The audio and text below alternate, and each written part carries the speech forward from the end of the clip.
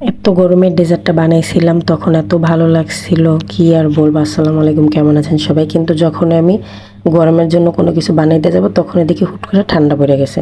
তো এবার আমার সাথে এরকমই হয়েছিল পুরা। কিন্তু ডেজার্টটা এত ভালো ছিল, মানে যারা যারা খাইছে সবাই বলছে যে অনেক মজা হয়েছে। কি দিয়ে বানাইছো, রেসিপিটা আমাকে বলো। তো এই যে দেখতেছেন জেলো ২টা, এই রেসিপিটা তো আমি কাউকে বলবো না, শুধু আপনাদেরকে বলে দিতেছি। আপনারা কিন্তু আবার কাউকে বললেন না। এই জেলো ২টা কিন্তু আমি চোরামি করে বানাইছি। আমার ঘরে ফালুদা ছিল, সেই ফালুদা মিক্সের রেসিপি, মানে জেলো ২টা নিয়েই আমি জেলো বানিয়ে নিছি। কে আবার এত কষ্ট করে, যে গরম ছিল, কে এত কষ্ট করে বলেন এই জেলোর আবার আগার আগার দিয়ে আলাদা করে বানায়। তো এই জন্য আমি ভাবলাম কি, তো ছুরিটা করে এই ফেলাই, কেউ তো আর জানবে না।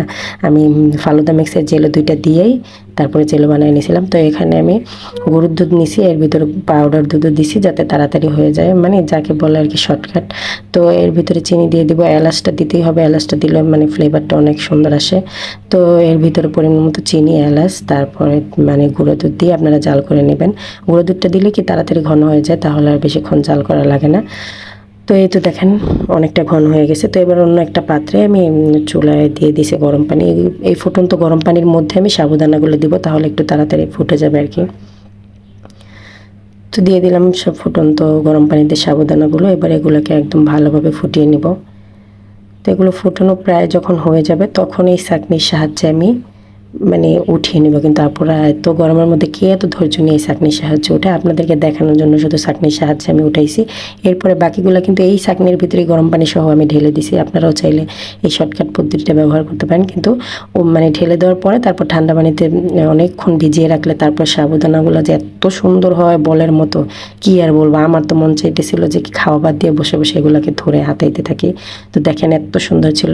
তো এবার আমি এই দুধের মধ্যে সাবুদানাগুলো দিয়ে দিলাম। তো সাবুদানাগুলো দিয়ে এরপরে এটার ভিতরে জেলগুলো দিয়ে দিব। জেলগুলো দেখেন গরমে জেলগুলো জমতেছিল না, কিন্তু তারপর আমার কাছে মানে এটাই মনে হইতেছিল যে এটাই ভালো হয়েছে, জমে নাই। তো মিক্স হয়ে যাবে, যেহেতু এটা গ্লাসে আমি শরবতের মতো পরিবেশন করব। তো এই জন্য আমার কাছে ভালোই হয়েছিল। আপনারা চাইলে এটাকে আরও টাইট করতে পারেন, মানে আর একটু বেশি করে জাল দিয়ে তারপরে এটাকে জমায় নিতে পারেন। তো যা যা হয়েছিল এখানে আমার জেলগুলো গরমের কারণে মানে একটু গলে গলে গেছিলো, তো এই জন্য আর জমে নাই। তো এখানে এরপরে দিয়ে দিব আইসক্রিম। আইসক্রিমটা আপনারা যে কোনো আইসক্রিম, কাপ আইসক্রিমও দিতে পারেন। তো আইসক্রিমটা দিয়ে বাস সাথে সাথে এটা মানে এরপরে কিন্তু মাঝখানে আরও কিছু করছিলাম। আমি দুধটাকে জাল করে একটু হালকা ঠান্ডা করে নিয়ে একদম ডিপ ফ্রিজে রেখে দিয়েছিলাম। এটা অবশ্যই ঠান্ডা খাইতে হবে, কিন্তু এত কষ্ট করে বানানোর পর আমি কিন্তু খাইতে পারি। আমার গলায় সমস্যা, কাশি, এই জন্য খাইতে পারি নাই। কিন্তু আপনারা অবশ্যই ট্রাই করে দেখবেন। সবাই ভালো থাকবেন। আসসালামু আলাইকুম।